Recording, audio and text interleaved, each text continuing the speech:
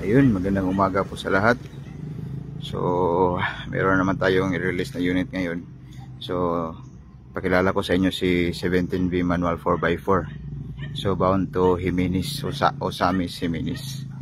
So, as you can see, no, pogi ng kulay ng unit. So, off-road concept, fully loaded. So, meron na po siyang fog lamp, meron na po siyang steel bumper sa harapan, meron na siyang fender flare, at saka 3 inches mags and tire. So madumi, no, kasi dumaan tayo dito sa Lapukan, ni-road test natin ng final.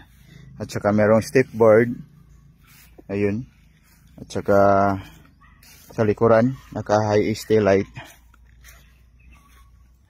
yun, naka high tail light na po siya. Meron na po siyang spoiler at saka back steel bumper. So as you can see, ang pogi ng unit. Ayun. So sa interior naman, ayun, ang pogi.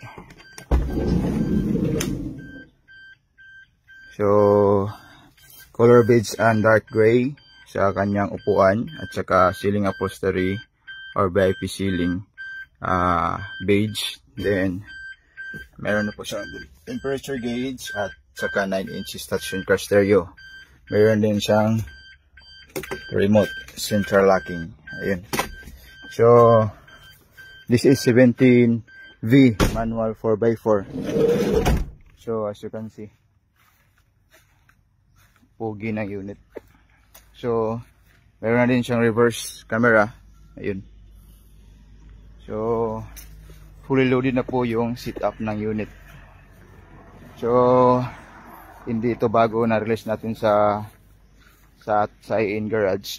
Hindi ito bago na concept, pero iba't ibang kulay ang request ng ating mga customer. So ayun. So for more inquiries, more sa may gusto na anong klase ng setup, just inquire us or PM us. Meron pong contact number sa page natin, direct tawag at saka text lang po. Okay, naghihintay na po yung customer natin. Excited na po sila kunin itong unit. Okay, this is Ronald Basile from In Garage. Good morning and good vibes everyone.